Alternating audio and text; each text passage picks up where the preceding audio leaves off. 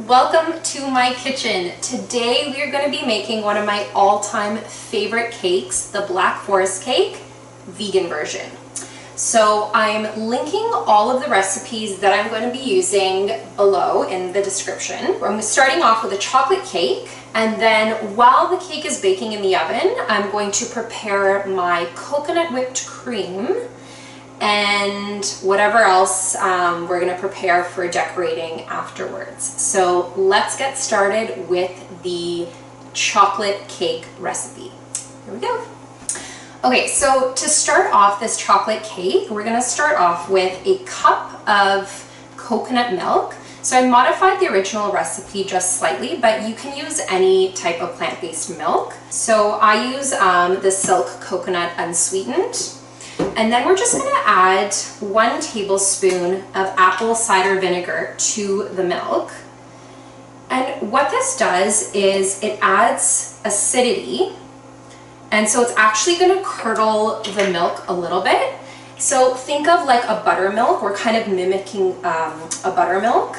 And we need that little bit of acidity in the recipe. The reason why we want acidity in the recipe is so that once it interacts with our baking soda, which will be mixed into our dry ingredients later, it's going to activate it and bubble up. So it's going to give the cake some fluffiness because we are not using eggs. So this is kind of our substitute for eggs. So I'm gonna let this sit just for about 5 minutes or so while we get the rest of our things started. Okay, so before I begin with our dry ingredients, I just wanted to note that I've already preheated my oven to 350 degrees. You always want to start off doing that so your oven is nice and hot. So what I've already done is I have already measured all my dry ingredients in here. So I'm using, instead of all-purpose flour, I am trying to go gluten-free. So I actually am trying this for the first time. It's Bob's Red Mill gluten-free 1-to-1 baking flour, and I think it works really well for cake recipes because there's xanthan gum mixed into there, so it kind of like it's more suitable to making cakes. So I'm excited to see how this turns out. Then I added our cocoa powder. I'm also cutting out granulated and like refined sugars in my diet, so I'm just using this Xylitol Sweet. It's a plant-based sweetener, and I find it really great in baking. I'm loving it so far, so I'm using that. And then I've got my baking powder, baking soda, and salt already in here. So I already sifted everything together just to remove any clumps in our cocoa powder or flour. And then what I'm gonna do is just whisk it all together so that it looks nice and mixed. All right, perfect. Okay, so now we can just set this aside for a second.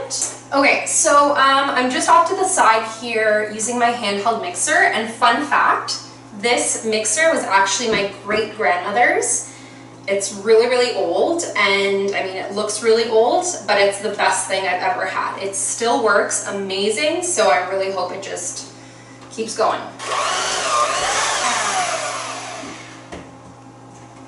Okay, so now I'm going to add my applesauce right in there, and then I'm going to also measure out my vanilla, and it's a tablespoon of vanilla.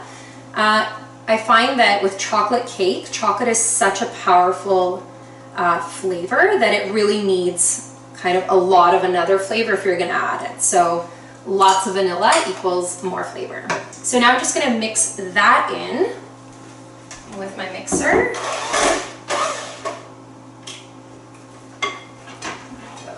Disaster!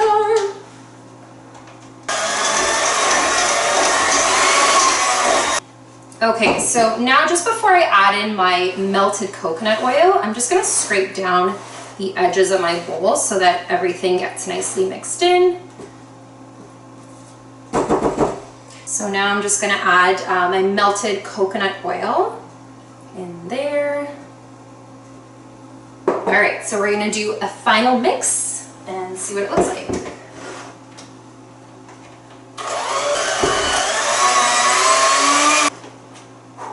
So here it is. It's beautiful.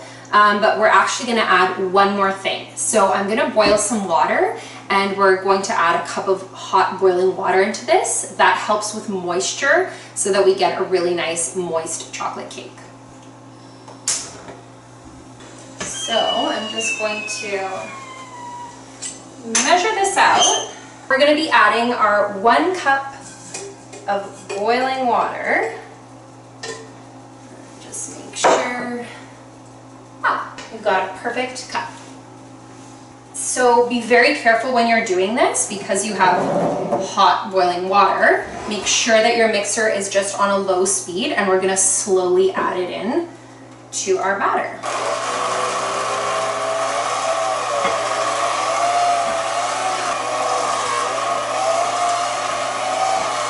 And I'm just working in a little bit at a time.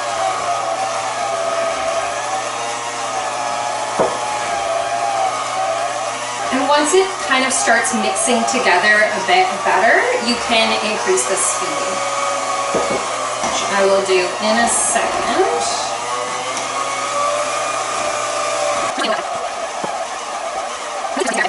Okay, so once it's all really nicely blended together, you can stop. So I'm just gonna put away my mixer.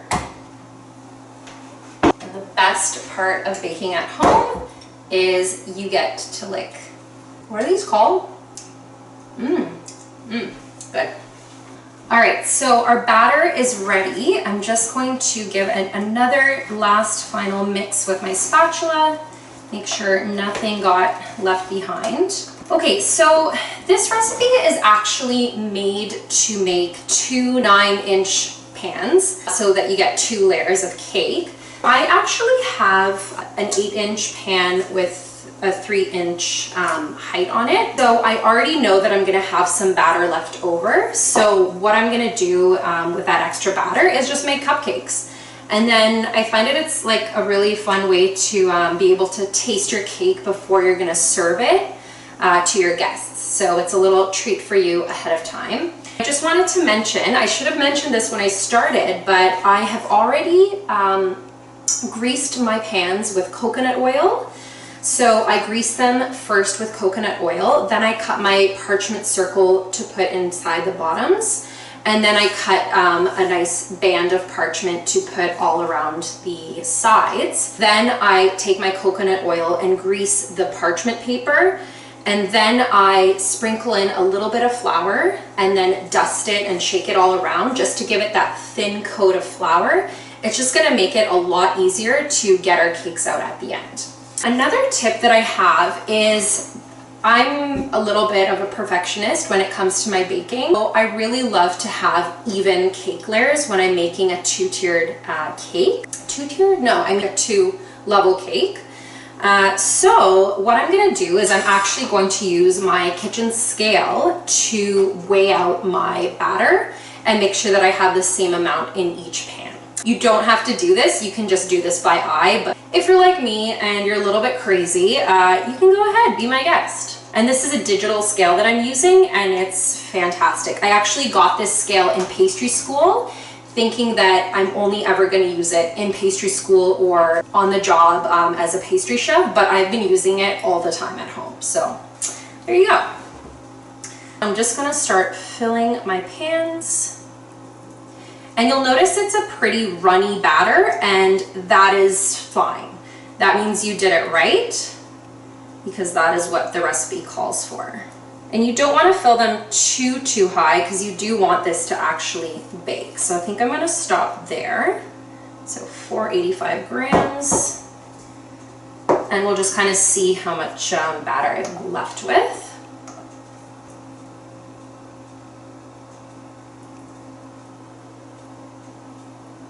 I added a little bit more there. I'm just going to take a little bit out with the spoon. And then there we go. Well, I'm thinking I can add a little bit more batter. So I'll just do another 100 grams or so. Okay, that looks good. That'll be for my cakes. So actually, you know what? I'm thinking that I could add more. I feel like I could add more. Let's do it. I know they're gonna rise though. Oh my god, I'm so indecisive. Let's just go for it. So I'll add just a little bit more.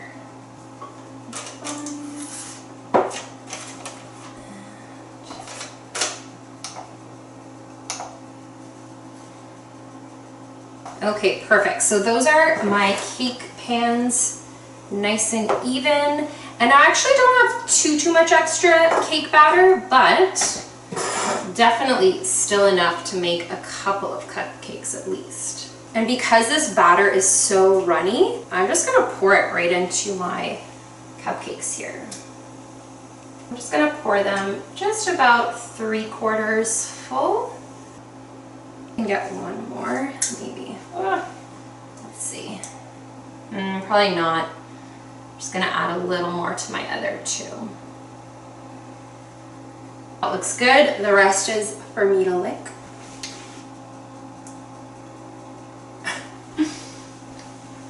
I'm going to get these in the oven and then we'll move on to our whipped coconut cream. Yummy! Yummy, yummy! Ooh! I really taste that vanilla in there. It's really good. Alright. In you go.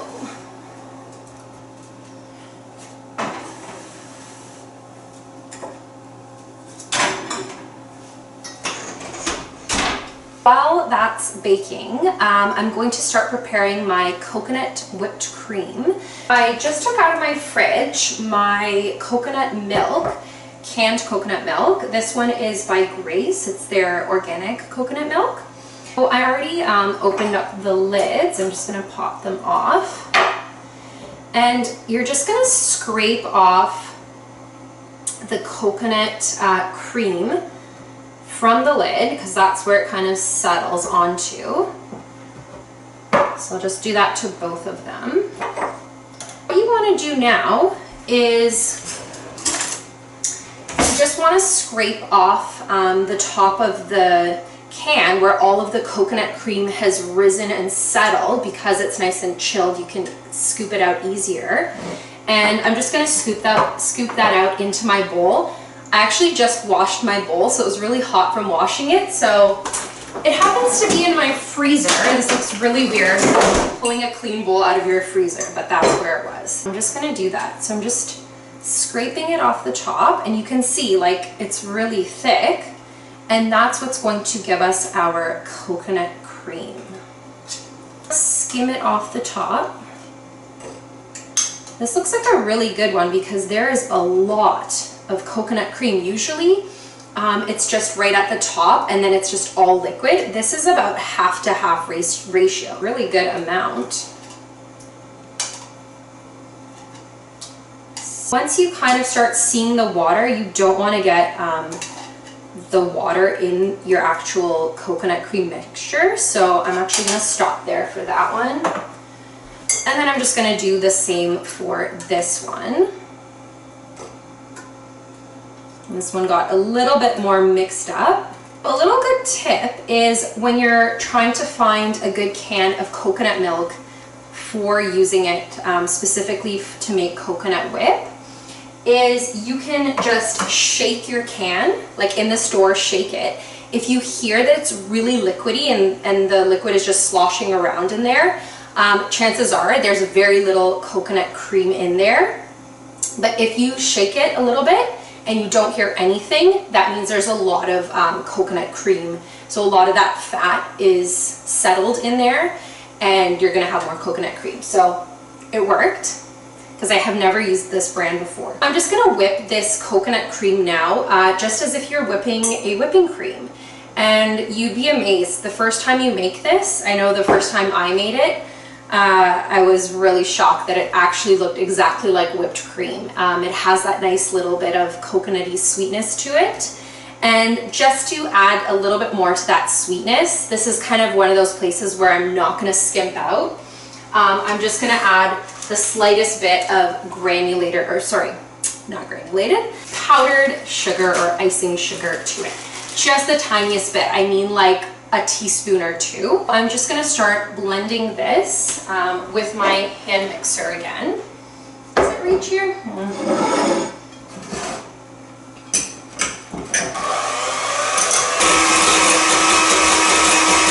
my coconut cream. I actually took another can and added the coconut cream from the top to this one too, just because my second can, there wasn't that much in there. It was a little too mixed up with the liquid part. I needed a little bit more. So this coconut cream is going to be going on the top, but also the inside. Actually not 100% sure yet how I'm going to decorate the cake, so we'll see when we get there. But I did try it, and it's just a little bit undersweet.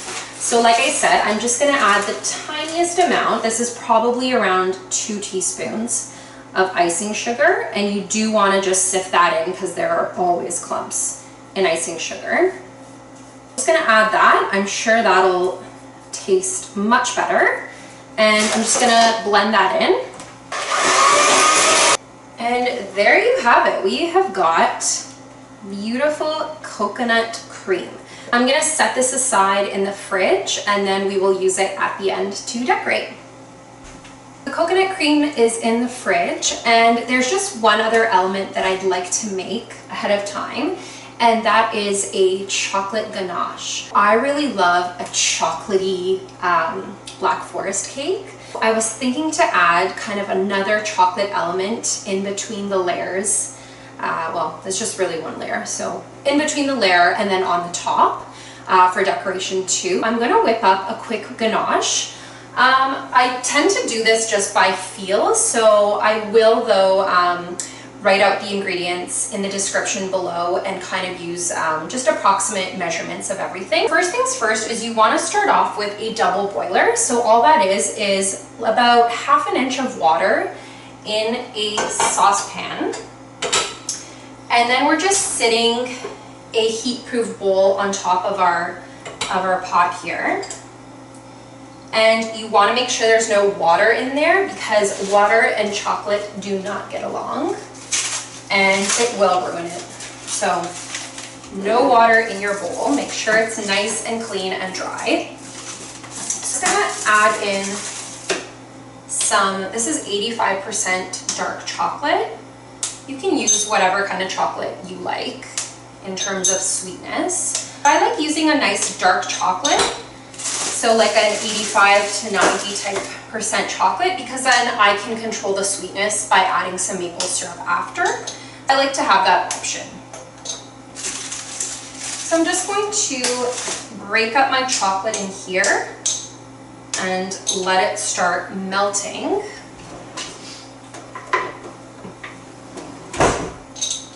And you're just going to want to let that gently melt so that it does not burn. Because chocolate is incredibly sensitive. Just want to make sure to be very delicate with it. My chocolate is nicely melted. So this is the point where I'm actually going to now add in a little bit of coconut oil. And that's going to just help our chocolate ganache be nice and soft and nice texture. I'm going to add in a little bit more.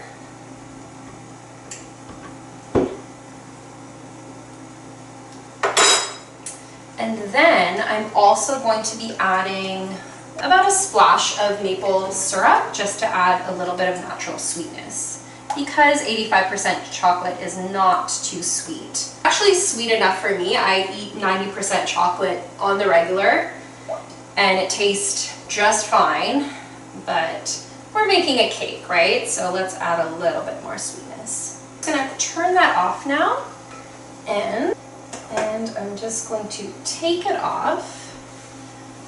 So we have a nice chocolatey extra something for our cake. I just want to let this cool now. It's really, really hot, so I just want to let it settle. And as it comes to room temperature, it's just gonna create a nice soft texture. I want it to be on the cake and to be able to nicely like cut through the cake.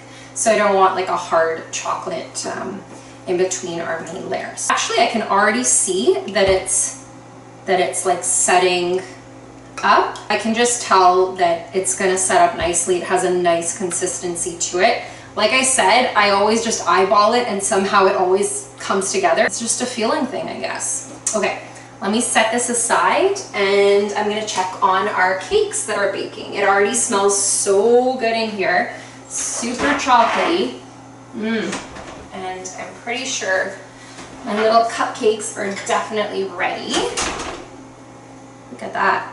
Yep, they have a beautiful little spring back, which is exactly what you want to see. On the edges, you just want it to spring back, and then if you insert a toothpick or a knife or something like that, you just want to make sure it comes out clean. So I'm just going to test my cupcake, which I'm sure, because it has such a nice spring back, that it's ready.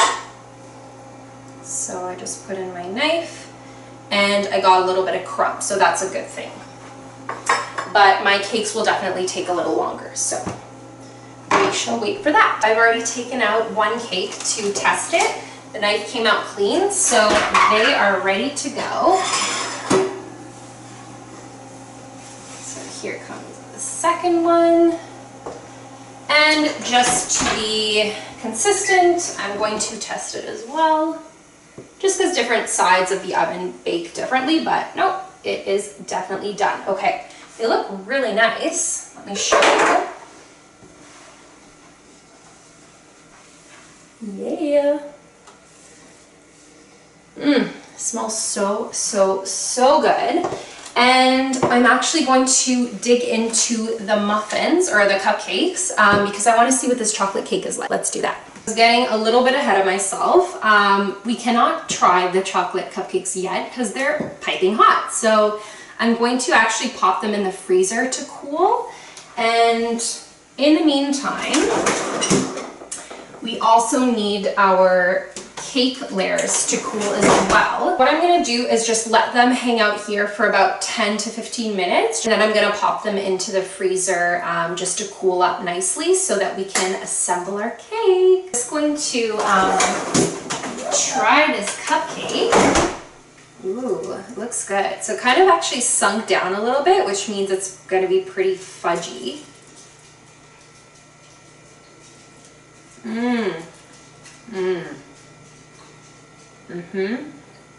That is really, really good. It's like, I think the texture from the gluten-free flour with the xanthan gum, it gives it that like sponginess sort of. It's really, really fudgy. Delicious. Yeah, I'm really happy with that. So that's gonna be great for the chocolate cake for our Black Forest. Okay, the cakes are nice and cool, so it's time to assemble. My favorite part, because this is where you can really get a chance to be creative and artistic. I really enjoy this part of baking. Because my cakes are nice and cooled, I'm just gonna turn them out.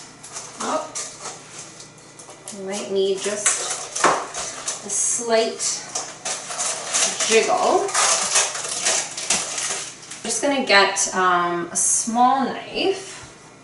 Because they were in the freezer, this happens. It'll just get a little bit stuck to the bottom. We do have that parchment in there, so it's not actually stuck to the pan. It needs a little bit of encouragement.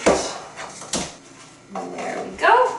I'm actually going to just put this here for a second, get my other one out of the pan. We have our two layers here. First thing I'm going to start with is just adding a tiny little bit of my chocolate ganache. It's still a little bit warm, but that's okay. Once it touches the cold cakes, it's going to start firming up. Add a little bit to my cake stand or to your cake plate, whatever you're going to build your cake on, just so that the cake has something to stick to and it won't shift around too much. Start with my first layer here, and I'm actually going to put it right upside down because the base of it has a nice flat surface. That's what I want to start building my cake on. So just make sure it's nice and centered. Clean my hands off. Let's get to building. Start off with a little bit of a layer of chocolate. So I'm just going to pour a little bit of this on. And then I'm going to use this small offset spatula to just spread it out. If you do not have a little offset spatula like this, you can just use like a spatula like this, or the back of a big spoon works pretty well too. Let's spin it around. I don't want to get it too close, like right up to the edge, because as I start putting on other things, it will naturally just want to spread out a little. That looks almost good.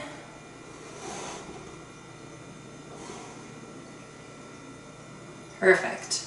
Next thing that I'm going to add is the layer of cherries. So this is going to give the middle kind of filling part a little bit of height.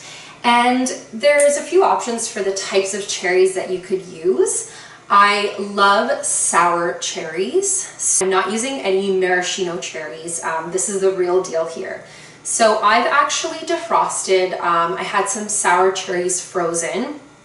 So I've just defrosted them, and I've let them completely defrost so that all the liquid gets kind of drained from the cherry, so you're left with the nice juicy plump cherry. If you're going to use frozen, make sure you let it thaw out before you use it. Otherwise, you're going to have a lot of cherry juices running all over your cake, which we do not want. I'm just going to start making a layer of cherries along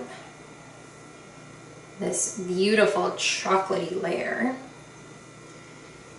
And I am gonna make them like a nice border all the way around so that we can see some of them. Actually, I'm gonna push them out a little bit further. Once we get to the center, I'm just gonna scatter them randomly around. That looks good. And I'm also gonna kind of pick the uglier ones to go inside the middle, because when we cut the cake, who really cares, right? You're gonna get all cut up anyways. Then we're going to fill the cracks. Just one more here. We're gonna fill kind of the space in between all the cherries with our coconut whipped cream, which I have in the fridge. You wanna keep it in the fridge kind of right up until you're gonna use it, just so that it stays nice and cold. So I'm gonna get that. We're gonna start filling out the gaps, and actually I'm going to transfer my coconut cream whip to a piping bag, which I have here. And today I decided to kind of give that retro vibe to Black Forest cake. I always think of those beautiful kind of star tipped piping, which looks really retro. So I actually have like a closed star tip that has the little teeth really close together. I really like how this one creates the nice edges, so I'm gonna use this one. I filled my piping bag. I'm just gonna fold it back, or unfold it.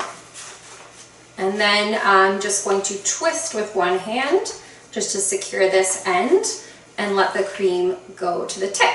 For this part, actually, you don't have to be too precise or anything. It's going to get squished anyways. But I'm just gonna do little kind of dollops in between the cracks here, so that when it does peek out around the edge of the cake, you can actually see it. So I want like those little shapes to look nice. I'm just gonna do in between the cherries, as you can see. And you absolutely do not have to use a piping tip. I just like this to be fancy, just because I love working with in pastry bags and getting to make all sorts of fun designs. But you could absolutely just dollop on your whipped cream and make a really rustic cake. I mean, I still think this is going to look pretty rustic in the end anyway. As you can see, I have just filled all the little cracks of my cake with the cream, and you just have the cherries poking out. So now we can put on our top layer. Again, I'm going to flip it upside down so that we get that nice flat layer on the top. Make sure it's nice and evenly placed. You can shift it if you have to, but I think that looks pretty good. I'm going to spread the rest of my chocolate ganache here, and actually you can see on the back of my spatula that it has set up into a nice soft texture. Exactly what you want. It is so, so good. Is there anything more satisfying than chocolate? I really can't think of anything. Just use, I don't know if this is a trick or what, but it's not a very fancy trick. I just use my edge of my bowl to just scrape off what's on the spatula to get every last drop of chocolate. And now I'm just going to spread this on like we did for the middle layer. So it's pretty much set. So once it's set like that, you can't really do anything more to it. So I'm just going to leave it like that, and we will now decorate the top. I'm ready to decorate the top of my cake. You'll notice there's some juices from the cherries running out a little bit. That's fine. In fact, I think it makes it look a little more like a real cake. I think I'm going to make them close together. We'll also see how much cream we're left with in the end.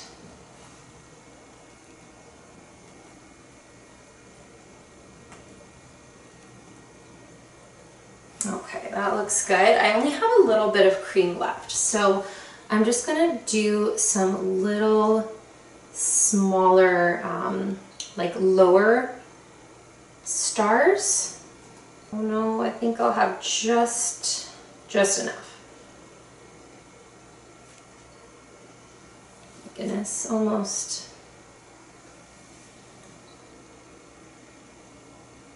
How's that for estimating? Don't need this anymore. I also had cut up some of my dark chocolate, the same chocolate that I used to make my ganache.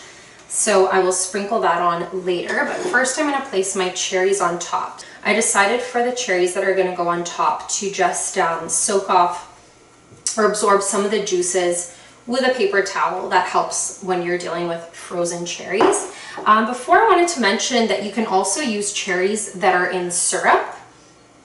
Just look for the sour cherries. Those are actually really, really tasty. So I'm going to do every other little ball.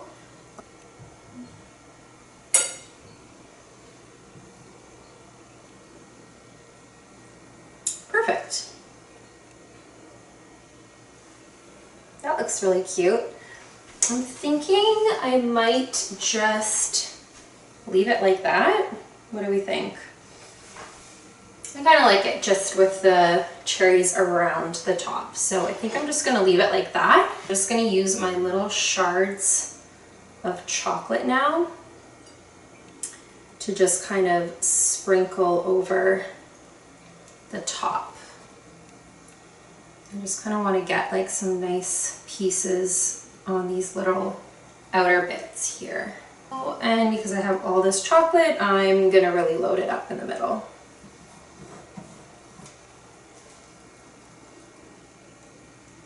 For my final touch, I'm just going to take some icing sugar. I find that this just kind of finishes off pretty much every single dessert you can imagine and just gives it that kind of like really pretty finished look.